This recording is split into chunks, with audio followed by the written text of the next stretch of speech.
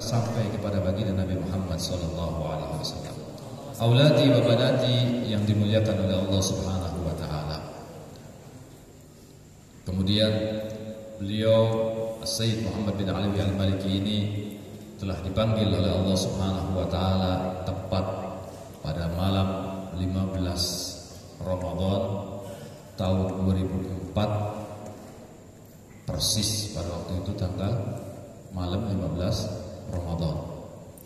Kemudian beliau dimakamkan di pemakaman yang ada di kota Mekah, yaitu Al-Ma'la, Jannatul Ma'la, di sisi daripada As-Sayyidatul Khadijah radhiyallahu taala anha, nenek daripada beliau, yaitu Siti Khadijah, istri daripada baginda Nabi Muhammad sallallahu alaihi wasallam, dikumpulkan bersama Hababah Khadijah radhiyallahu taala dan termasuk daripada orang-orang yang mulia yang akan terbebas daripada azab kubur adalah orang-orang yang bisa dikuburkan di pemakaman Ma'la dan di pemakaman Baqi yang ada di kota Madinah.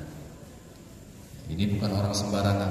Kalau yang sudah dikubur di pemakaman Ma'la atau Baqi ini setiap 6 bulan sekali digali sama pemerintah Saudi. Dilihat, kalau seandainya mayatnya hancur, maka akan dipindah ke kuburan yang lain. Tapi kalau makamnya tidak jenazahnya tidak hancur, masih utuh, maka kemudian ditutup lagi, kemudian dicor, kemudian diberi tanda silang merah bahwasanya kuburan ini yang wafat di tempat ini, yang dikuburkan di tempat ini, jasadnya tidak hancur. Jadi ini satu keistimewaan. Kita mempunyai ittisalus sanad kepada beliau Sayyid Muhammad bin Ali Al-Maliki, yang mana beliau kita hauli pada malam hari ini ya. Dan juga tepatnya beliau wafat tanggal 15 Ramadan. Mudah-mudahan dengan kita selalu mendoakan beliau, secara tidak langsung kita mengenalkan diri kita kepada beliau Sayyid Muhammad bin Ali Al-Maliki. Dan apabila kita mempunyai sanad yang bersambung kepada orang-orang yang alim, termasuk Abuya Sayyid Muhammad bin Ali Al-Maliki, seperti dikatakan oleh Al-Habib Abdullah bin Ali Al-Haddad dalam kitab Tathbitul Fuad, dikatakan bahwasannya nahnu la natruk wa la nada' al-muttasil bina. Kami, kata beliau Al-Habib Abdullah bin Ali Al-Haddad, tidak bakal meninggalkan dan kami selalu memperhatikan orang-orang yang ada hubungan dengan kami. Dan insya Allah kita semuanya, karena sanad kita bersambung kepada Sayyid Muhammad bin Ali Al-Maliki terus sampai kepada baginda Nabi Muhammad, kita akan selalu diperhatikan oleh Allah Subhanahu wa taala, diperhatikan oleh guru-guru kita, dan juga diperhatikan oleh baginda Nabi Muhammad sallallahu alaihi wasallam, sehingga ilmu kita yang kita dapatkan di pesantren ini menjadi ilmu yang berkah, ilmu yang bermanfaat khususnya bagi diri kita pribadi dan juga pada masyarakat, dan juga bisa berguna bagi negara kita, yaitu negara Indonesia, yang bisa memajukan negara kita, negara Indonesia, dan bisa menyadarkan daripada kaum muslimin, saudara-saudara kita khususnya yang tinggal di Indonesia. Amin amin ya rabbal alamin. Kurang lebihnya saya mohon maaf. Wallahu muwaffiq ila aqwamit thoriq. Assalamualaikum warahmatullahi wabarakatuh.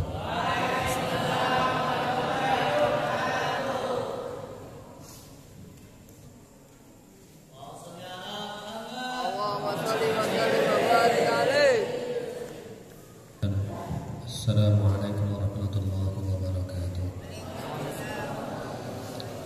Bismillahirrahmanirrahim. Alhamdulillahirabbil alamin, wassalatu wassalamu ala asyrafil anbiya'i wal mursalin, sayyidina maulana Muhammadin wa ala alihi wa sahbihi ajma'in, amma ba'd. Al-muhtaramun, janabil fudala, para habaib al-kiram, para alim ulama, para hadirin hadirat, para santriyin santriyat. Pertama, mana kita persembahkan puji syukur kita kepada Allah Subhanahu wa taala yang telah melimpahkan anugerahnya kepada kita semuanya. Salawat dan salam semoga selalu terlimpah kepada Nabi Muhammad sallallahu alaihi wasallam. hadirin hadirat yang dirahmati oleh Allah, jazakumullah. Pada bulan Ramadan semacam ini adalah bulan yang dimuliakan oleh Allah. Sampai-sampai Ramadan disebut sebagai Sayyidus Syuhur, tuan dari seluruh bulan yang ada. Disebut Sayyidus Syuhur sebab pada bulan Ramadan Nabi Muhammad pertama kali diangkat oleh Allah menjadi seorang Rasul. Pada bulan Ramadan Al-Quran diturunkan. Pada bulan Ramadan ada Lailatul Qadar. Pada bulan Ramadan ada salat tarawih. Bahkan pada bulan Ramadan Allah Ta'ala membuka pintu maghfirahnya untuk seluruh hamba-hambanya. Oleh karena itu, siapapun hambanya yang minta ampun kepada Allah Ta'ala pada bulan Ramadan, maka mereka akan mendapatkan pengampunan dari Allah Subhanahu wa Ta'ala. Allah akan memberikan pengampunan kepada hambanya. Itu ada beberapa sebab. Satu, orang itu disebabkan karena minta ampun kepada Allah, kemudian Allah mengampuninya. Yang kedua, disebabkan dimintakan ampun oleh orang lain sehingga Allah mengampuninya. Yang ketiga, sebab melakukan amal kebajikan, maka Allah memberikan pengampunan. Yang keempat, disebabkan karena sifat jaiznya Allah Subhanahu wa Ta'ala. Allah Ta'ala punya sifat jaiz mengampuni siapa yang Allah kehendaki. Cuman kadang-kadang itu Allah Ta'ala akan mengampuni orang-orang yang punya nasab baik disebabkan karena memberikan penghormatan kepada kakek neneknya yang taat kepada Allah Subhanahu wa Ta'ala. Bahkan kemudian jika ada orang sebesar apapun dosanya minta ampun kepada Allah, pasti diampuni oleh Allah selama tidak menyekutukan kepada Allah Subhanahu wa Ta'ala. Oleh karena itu mudah-mudahan kita bisa manfaatkan pada bulan Ramadan ini untuk bertaubat kepada Allah Ta'ala. Kenapa demikian? Sebab setiap manusia pasti pernah berbuat dosa. Cuman kadarnya barangkali ada yang ringan, ada yang sedang, ada yang berat. Tetapi jikalau di antara manusia ada yang melakukan dosa besar yang menimbulkan hak khususnya, dosa-dosa yang menimbulkan hak semacam membunuh seseorang tanpa hak, berzina, menuduh zina tanpa bukti, minum khamr, berjudi dan sejenisnya, maka orang-orang semacam ini itu akan membawa implikasi buruk kepada anak keturunan. Mungkin barangkali di antara kita akan bertanya, anak keturunannya kan tidak berdosa, kenapa mereka harus menanggung beban itu? Itulah wujud keadilan Allah Subhanahu wa Ta'ala. Nabi Musa itu pernah mengadu kepada Allah, ya Allah, tunjukkanlah keadilan-Mu kepadaku, wahai Allah. Maka Nabi Musa akhirnya apa? Nabi Musa diperintah oleh Allah, hei Musa, naiklah engkau ke atas gunung. Nabi Musa naik di atas gunung, sampai di atas gunung oleh Allah, tengoklah ke bawah wahai Musa. Nabi Musa tengok ke bawah, ternyata ada orang yang naik kuda kemudian berpapasan dengan orang yang sedang berjalan kaki. Tiba-tiba orang yang jalan kaki ditebas lehernya oleh orang yang naik kuda. Maka terkejutlah Nabi Musa. Tak begitu lama kemudian tengok lagi ke bawah, sebaliknya ada orang yang jalan kaki berpapasan dengan orang yang naik kuda. Orang yang naik kuda ditebas lehernya oleh orang yang jalan kaki. Nabi Musa kemudian bertanya kepada Allah, ya Allah, ini isyarat apa kalau terjadi seperti ini wahai Allah? Allah sampaikan kepada Nabi Musa, hai Musa, ketahuilah, orang yang naik kuda menebas lehernya orang yang jalan kaki itu dulu datuk-datuknya orang yang jalan kaki pernah membunuh datuk-datuknya orang yang naik kuda. Sebaliknya orang yang berjalan kaki menebas lehernya orang yang naik kuda, itu dulu datuk-datuknya orang yang naik kuda pernah membunuh datuk-datuknya orang yang berjalan kaki. Itulah keadilan wahai Musa. Ternyata dosa-dosa besar itu bisa akan ada hutang yang akan disetor oleh anak keturunan seseorang. Sampai-sampai Imam Syafi'i mengatakan, janganlah engkau sekali-kali berzina, karena zina itu adalah hutang yang akan disalur oleh anak keturunanmu. Muridnya Imam Syafi'i bertanya, "Sang Imam, jika orang itu tidak pernah keluar dari rumah, mungkinkah dia akan berzina?" Imam Syafi'i menjawab, dia akan dizinai oleh orang yang berada di dalam rumah itu. Bayangkan kalau orang pernah berzina kemudian tidak bertaubat, punya keturunan juga akan berzina. Maka orang yang melakukan perzinahan awal sebagai bentuk memberikan contoh yang tidak baik, dan dia akan mendapatkan kiriman dosa yang tidak baik pula dari keturunan yang melakukan perbuatan yang sama. Sampai-sampai di dalam kitab Mukhtarul Ahadits ada hadisnya Rasulullah, anaknya Nabi Adam namanya Qabil sampai hari ini masih disiksa di dalam kuburnya. Kenapa itu terjadi? Kata Rasulullah, selama di dunia masih ada orang yang membunuh orang lain tanpa hak, Qabil dapat kiriman dosa membunuh orang lain. Itu sebab Qabil adalah orang yang pertama memulai membunuh orang lain tanpa hak.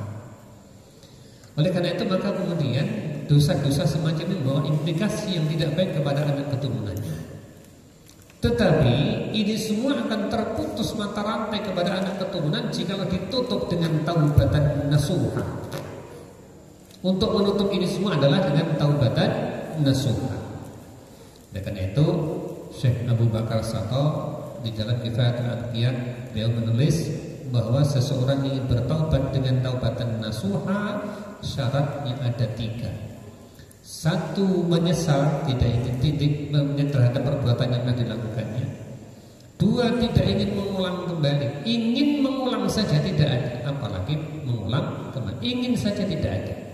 Yang ketiga, perbuatannya harus lebih baik dibandingkan sebelumnya. Saya ulang lagi, yang pertama menyesal terhadap perbuatan yang telah dilakukannya. 2, tidak ingin mengulang kembali. Dan yang ketiga, perbuatannya harus lebih baik dibandingkan sebelumnya. Jika orang bertaubat dengan taubatan nasuha memenuhi syarat-syarat seperti ini, maka taubatnya pasti diterima oleh Allah Subhanahu wa taala. Bukan hanya sekedar menghapus dosa saja, tetapi akan memutus mata rantai hal yang tidak baik kepada anak keturunan itu. Bahkan Allah Ta'ala akan mengangkat derajatnya orang itu di hadapan Allah Subhanahu wa taala. Di dalam kitab Tanbihul Ghafilin ada sebuah kisah yang disampaikan oleh Rasulullah. Zaman Bani Israel ada seorang perempuan pelacur. Perempuan pelacur ini suatu ketika terinspirasi dengan laki-laki yang soleh, sehingga dia ingin bertobat kepada Allah Subhanahu wa taala. Cuman dia tidak tahu caranya bertobat itu bagaimana. Akhirnya perempuan pelacur tadi mencari laki-laki yang soleh tadi sampai berhari-hari, alamatnya ada di mana. Sampai akhirnya suatu ketika ketemu alamat si laki-laki yang soleh tadi itu. Ditanyakan pada orang kampung situ, ternyata laki-laki soleh itu sudah meninggal seminggu yang lalu. Perempuan pelacur tadi kemudian bertanya pada orang kampung situ, apakah dia masih punya saudara yang soleh? Orang kampung situ mengatakan, oh dia punya saudara semuanya soleh. Masih ada satu laki-laki adiknya soleh juga yang belum menikah. Perempuan pelacur tadi akhirnya mendatangi si laki-laki yang soleh adiknya yang meninggal tadi itu dengan mengatakan, wahai pemuda yang soleh, maukah engkau menikahiku agar aku bisa engkau bimbing bertaubat kepada Allah Subhanahu wa taala, sebab aku adalah seorang pelacur. Laki-laki tadi menjawab, aku ini pekerjaanku serabutan, kadang sehari makan, kadang tidak. Apa kamu bisa menerima keadaanmu seperti ini? Perempuan pelacur tadi mengatakan, iya, aku akan menerima keadaan seperti itu. Laki-laki tadi kemudian mengatakan, jikalau engkau hendak aku nikahi, syaratnya harus ada satu yang kau penuhi, yaitu nanti selama jadi istriku engkau harus menurut kepada aku. Baik, kata perempuan tadi. Akhirnya menikah. Setelah menikah selama hidupnya sampai akhir hayat, perempuan ini tidak pernah keluar dari rumah sebagai bentuk taubatnya kepada Allah, kecuali hanya buang hajat saja saat dia keluar rumah. Selainnya tidak pernah keluar rumah. Bahkan lebih daripada itu, taubatnya dibimbing suaminya dengan sungguh-sungguh, sampai perempuan yang melahirkan 7 orang anak laki-laki, semuanya menjadi nabi. Itu disebut Rasulullah Muhammad SAW. Jadi orang kalau bertaubat dengan taubatan nasuha, bukan hanya sekedar menghapus dosa, bukan hanya sekedar memutus mata rantai keburukan terhadap anak keturunan, tetapi akan mengangkat derajat itu di hadapan Allah Subhanahu wa taala.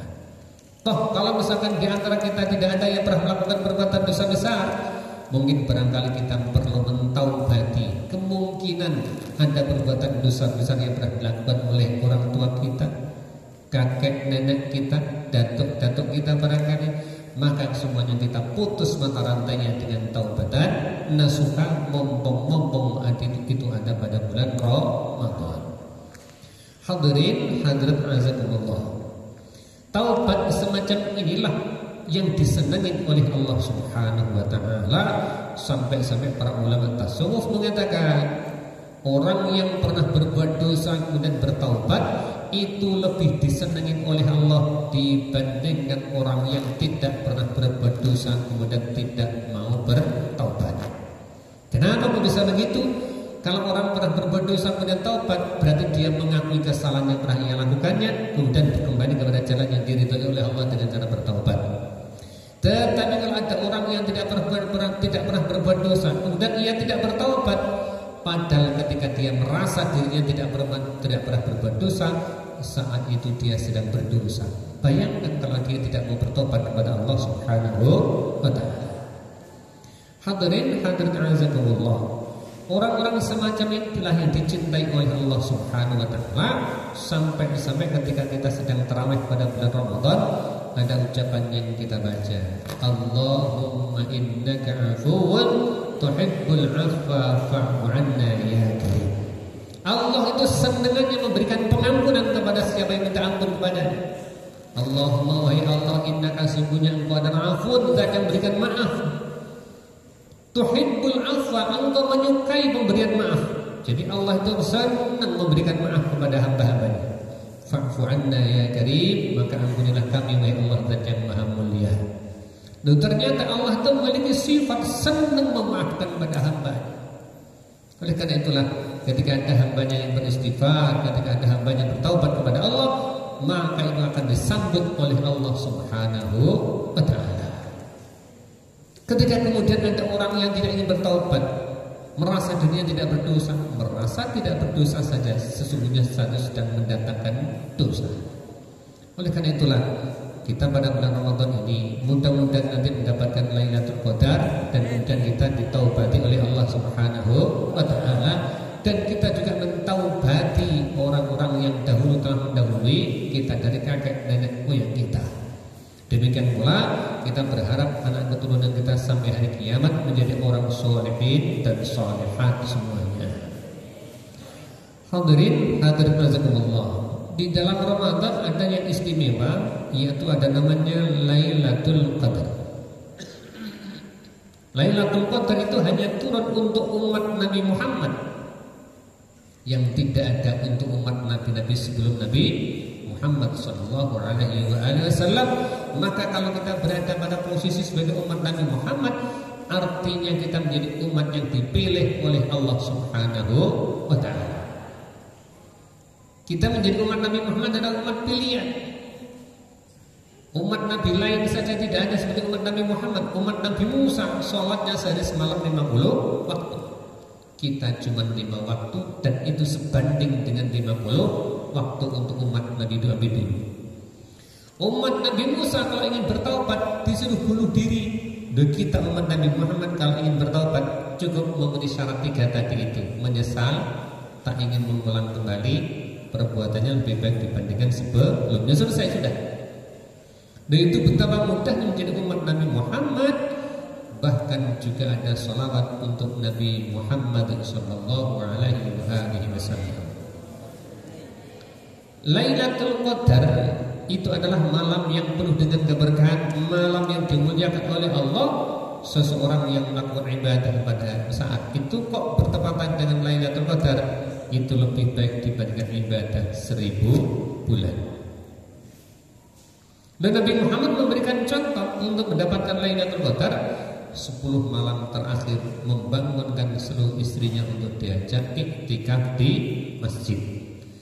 Kenapa harus iktikaf? Iktikaf adalah cara yang paling mudah untuk mendapatkan Lailatul Qadar, dibandingkan dengan cara-cara yang lainnya. Sholat penting iya, baca Quran penting iya.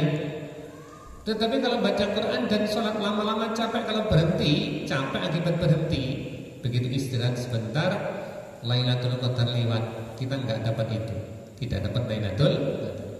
Tetapi kalau i'tikaf, kita masuk dalam masjid, nawaitul i'tikaf sunnatan lillahi ta'ala, duduk saja, nggak ngapa-ngapain, Lailatul Qadar lewat, kita dapat pahalanya ibadah lebih baik daripada 1000 bulan. Bahkan kalau bertepatan dengan doa, doanya akan diijabah oleh Allah. Sebab doanya orang yang bertepatan dengan Lailatul Qadar itu diamini seluruh malaikat tanpa terkecuali. Sampai oleh Allah disebut dalam Quran, tanazzalul malaikatu warruhu fiha.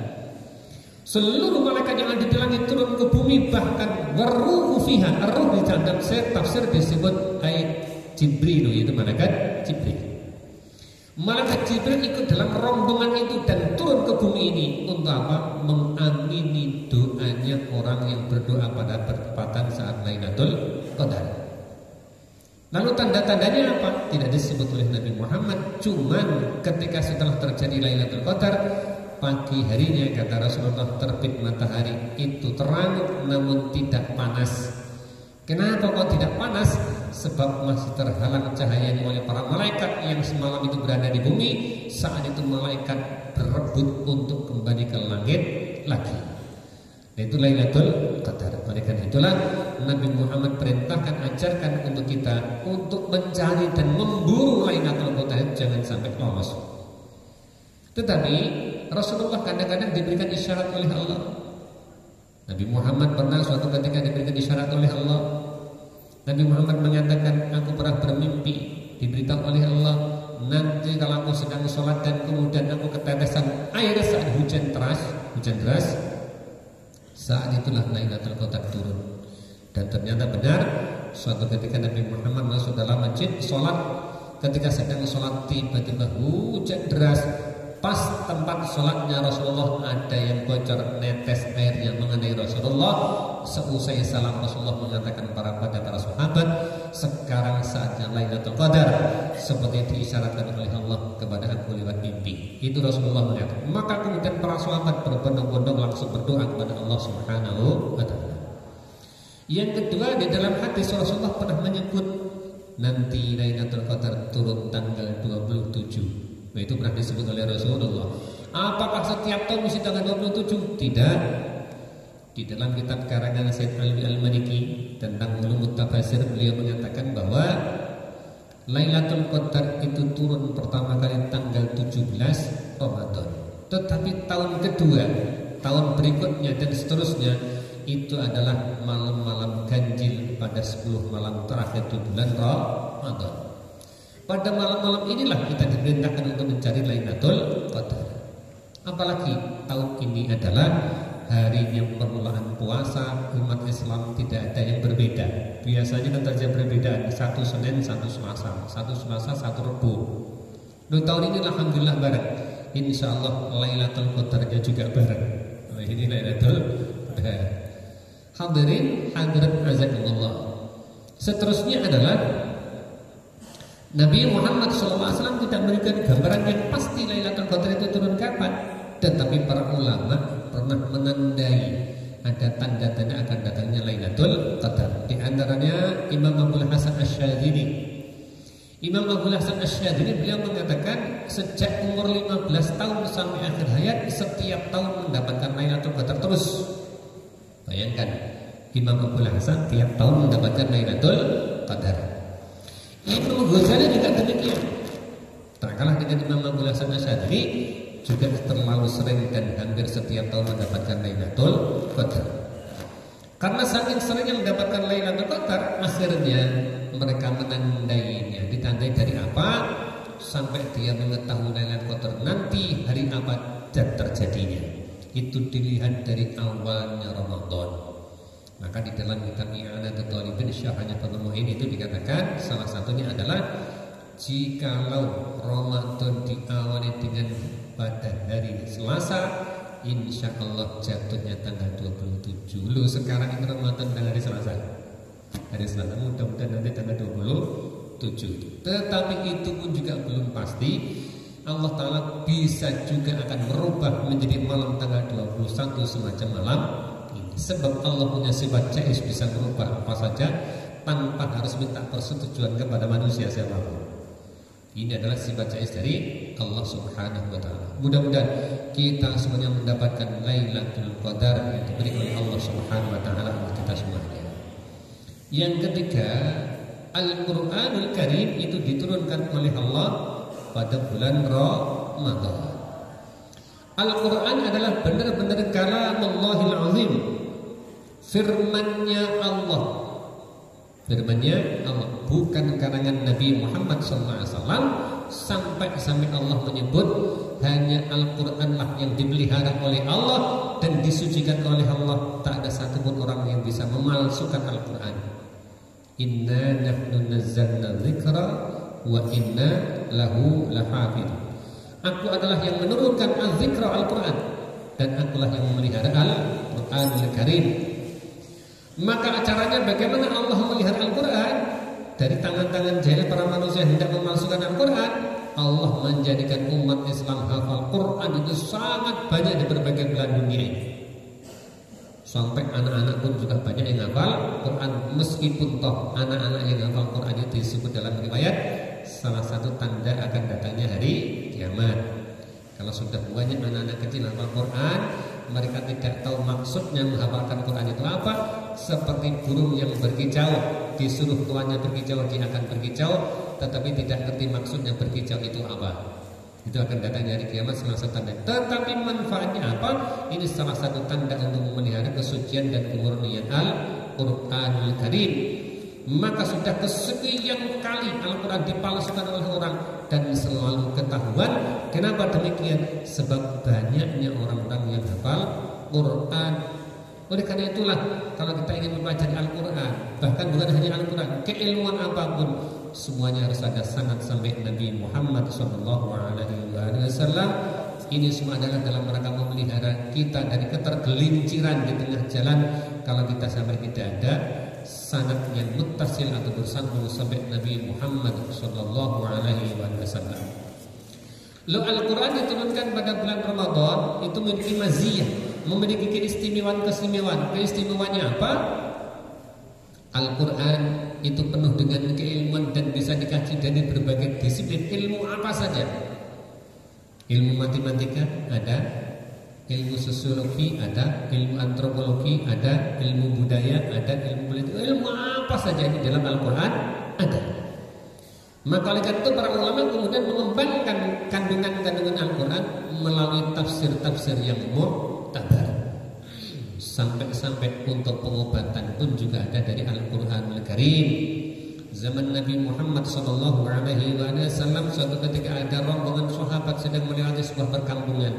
Di kampung itu ada banyak orang sedang berkerumun. Kemudian sahabat bertanya kepada mereka, ada apa kalian berkerumun di sini? Mereka mengatakan, kepala suku kami barusan digigit ular. Sudah kami obati dengan berbagai macam obat, ternyata tidak sembuh.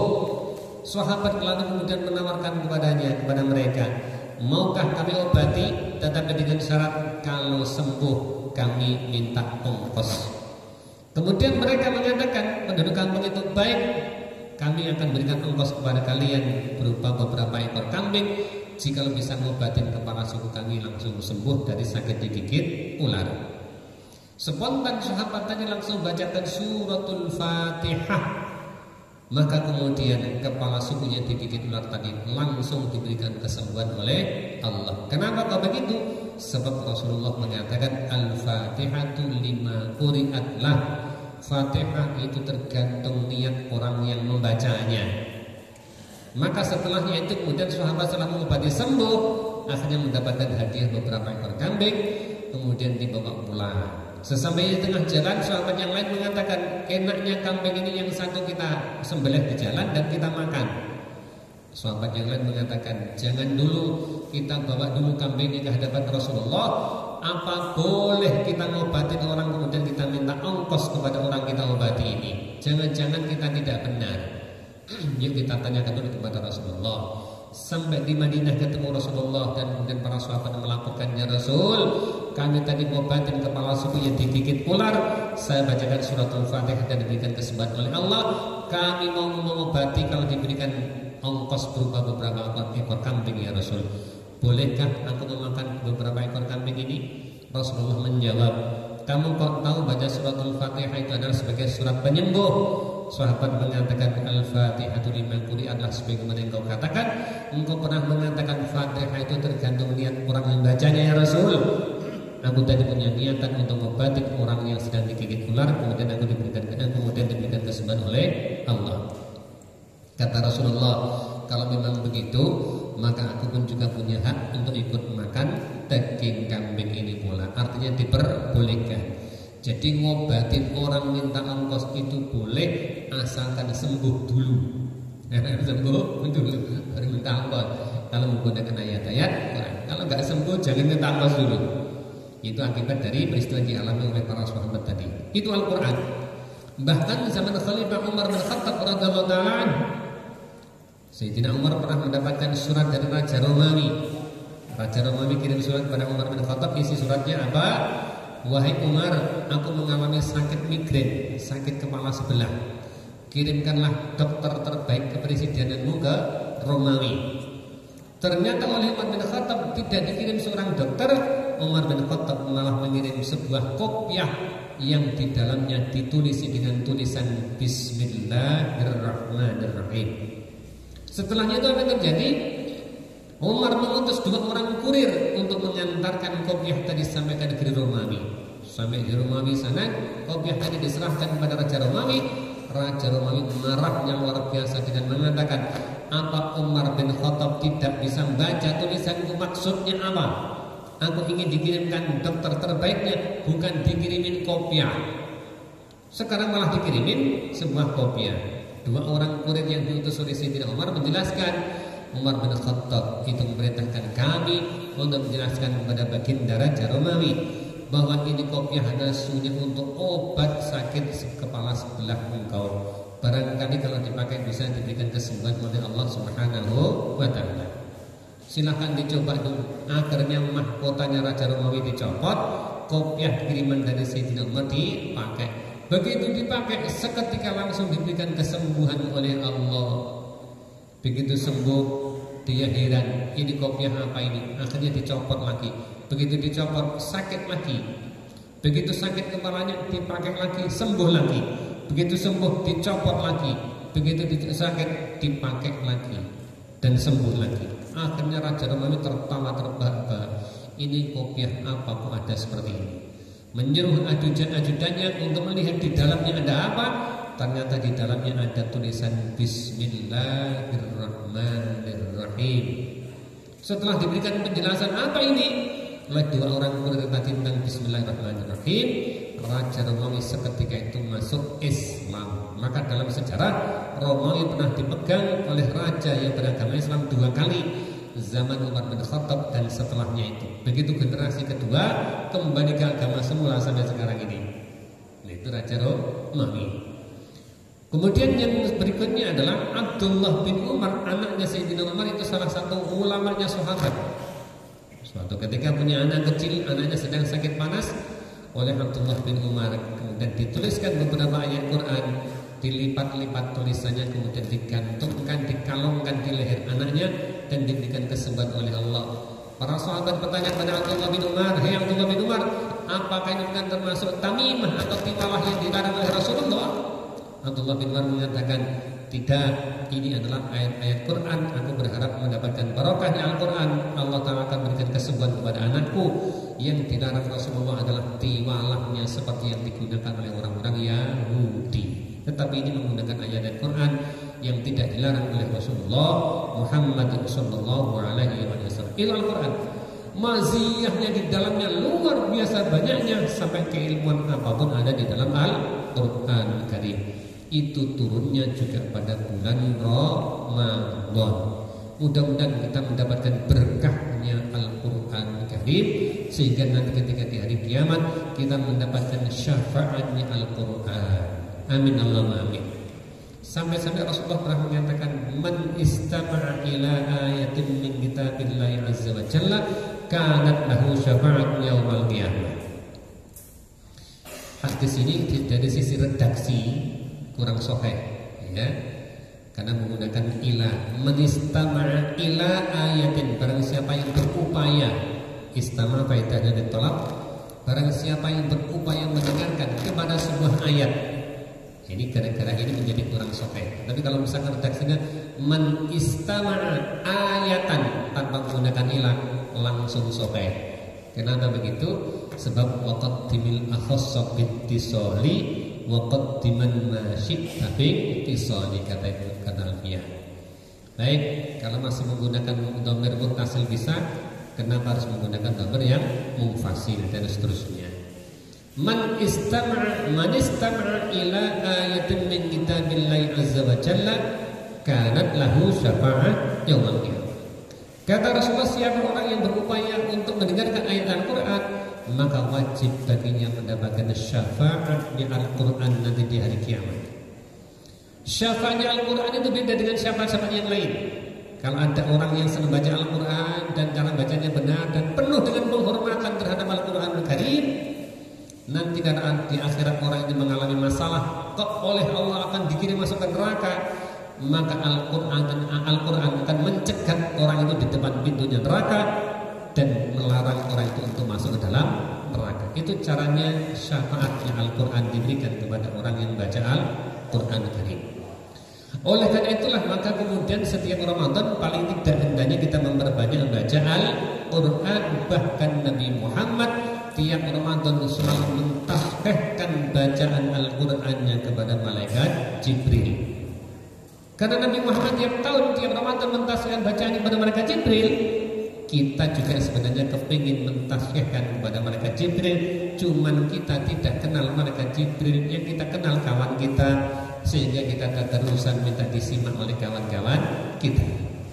Ini adalah sebuah cara tradisi yang baik dalam melestarikan bacaan Al-Quran pada bulan Ramadan sebagai bentuk syiar agama kita. Hadirin hadirat azakumullah, ini adalah Al-Quran Karim, itu pun diturunkan oleh Allah juga pada bulan Ramadan. Maka beruntunglah bagi orang yang mendapatkan Ramadan, berarti dia mendapatkan barokahnya Ramadan. Sampai kalau kita berdoa, Allahumma barik lana fi syahri Ramadan, ya Allah berikanlah keberkahan kepada kami pada bulan Ramadan, di dalam bulan Ramadan. Kenapa begitu? Sebab Ramadan penuh dengan keberkahan-keberkahan. Apa itu barokah? Ziyadatul khair, tambah-tambahnya kebaikan, itu disebut barokah. Maka orang yang melakukan amal kebaikan sekecil apapun di bulan Ramadan, itu ditambah-tambahi lagi kebaikannya oleh Allah Subhanahu wa taala. Mudah-mudahan kita juga mendapatkan barokahnya Al-Barakah bulan Ramadan. Amin Allahumma amin. Hadirin hadirat rasulullah, inilah sekelumit yang dapat saya sampaikan. Mudah-mudahan ada manfaatnya untuk kita semuanya. Ada kurang lebih mohon maaf, saya akhiri. Wassalamualaikum warahmatullahi wabarakatuh.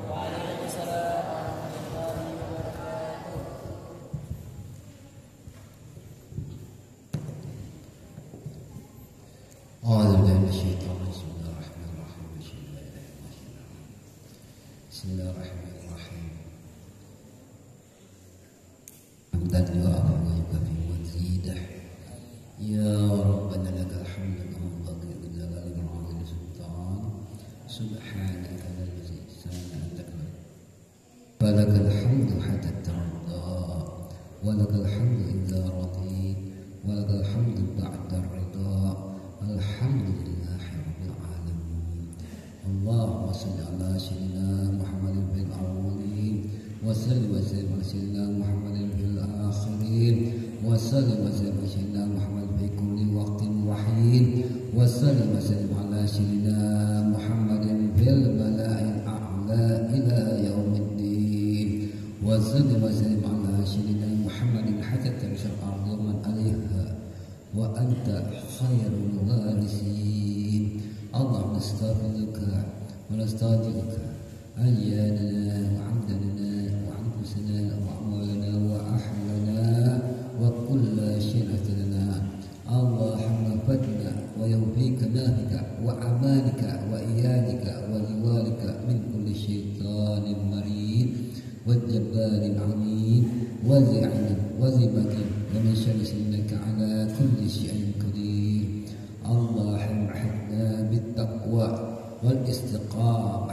وعدنا بالبدن ندامة في الحال ومعنى إنك السميع الدعاء وصل اللهم بجمالك وجلالك على سيدنا محمد وعلى آله وصحبه أجمعين وارزقنا كما نرجو خيران وبتنا يا أرحم الراحمين يا أرحم الراحمين يا أرحم الراحمين بارك اللهم لنا في شهر رمضان بارك اللهم لنا في شهر رمضان بارك اللهم لنا في شهر رمضان آمين يا الله آمين بفضل سبحان الله يصفون والسلام على المرسلين والحمد لله رب العالمين بارك الله فيكم إن شاء الله قبل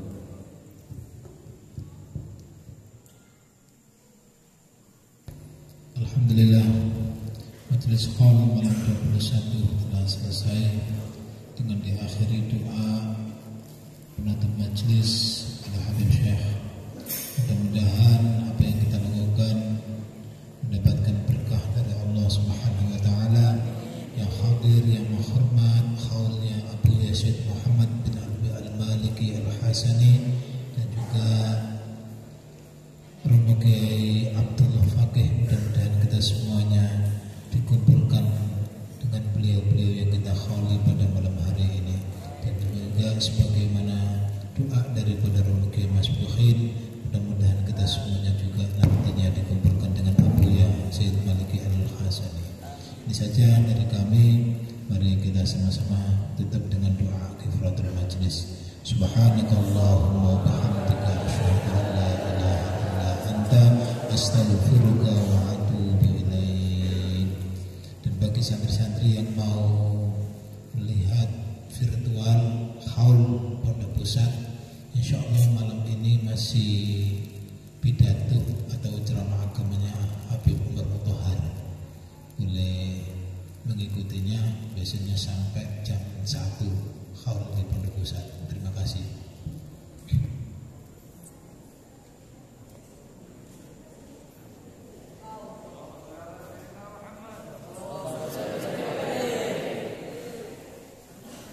Allahumma salli wa sallim wa barik alaihi wa ala alihi. Allahumma salli wa sallim ala sayyidina Maulana Muhammadin